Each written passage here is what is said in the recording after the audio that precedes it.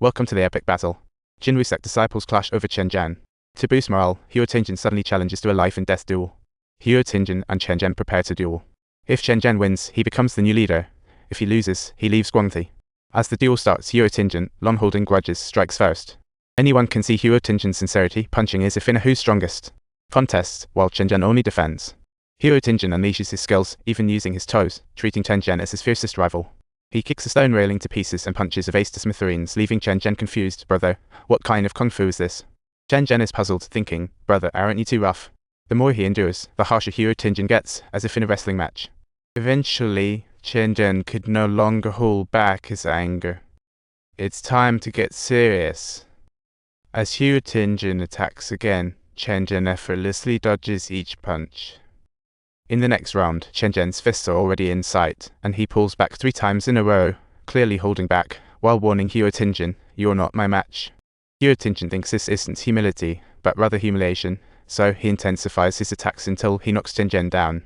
The insults fly, but Chen only has. At this moment, Chen recalls his promise. If he loses, he must leave Guangti. With this thought, his feelings for Guangti solidify. He can't let her down. Next second, Chen stands firm, gaze unwavering. As Ting'en charges, Chen kicks back. No retreat. Chen readies his true power, shifting moves, flashing boxing stance, gearing up for a spectacular bout. Ting'en continues to showcase the power of the Hero family's martial arts, but Chen flips the script. Standing up, he begins to perform the dreamy butterfly dance, dazzling everyone in attendance.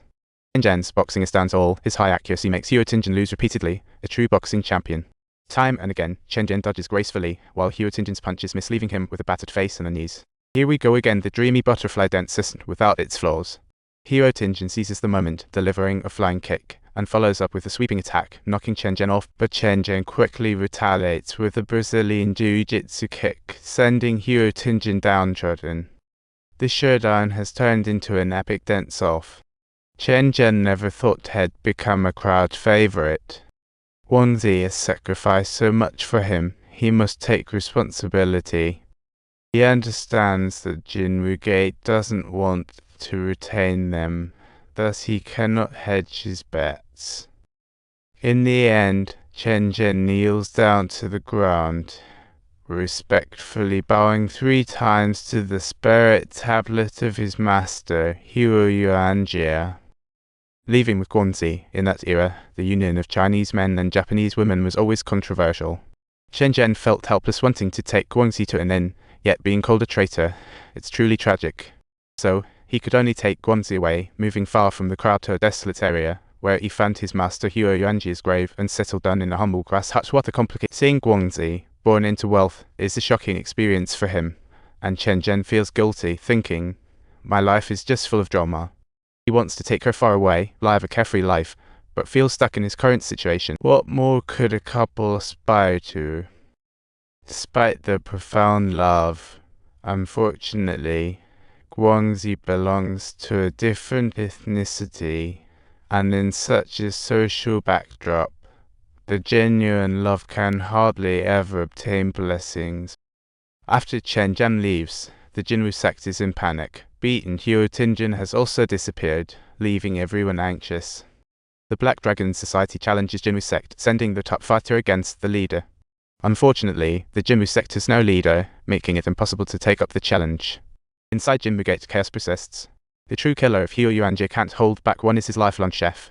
The other is Yuanji's disciple, who regrets his actions, saying he never knew that poison would be deadly. Seeing the old man's change of heart, the disciple kills him, hanging him up to make it look like suicide.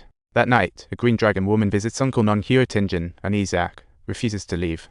She worries about his future and asks Uncle Non to take him. But when she arrives, Ting'en is passed out. At this point, he's gone wild from the booze, seemingly in pain, not just angry at his own weakness, but also escaping from responsibilities. When he finally sobers up, Ting'en learns of the Jinwoo sect's peril and decides to stop wallowing in despair. Facing the Japanese's provocation, he can show fear. This is a matter of national dignity. Meanwhile, Uncle Non even helps the girl regain her freedom.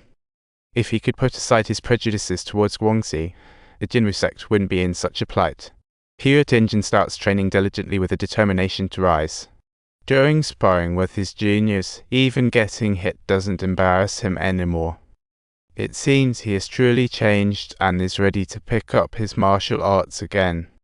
Meanwhile, a top fighter from the Black Dragon Society has been brought to Shanghai by the Japanese military, where Commander Fujita orders him to duel hero Ting'en.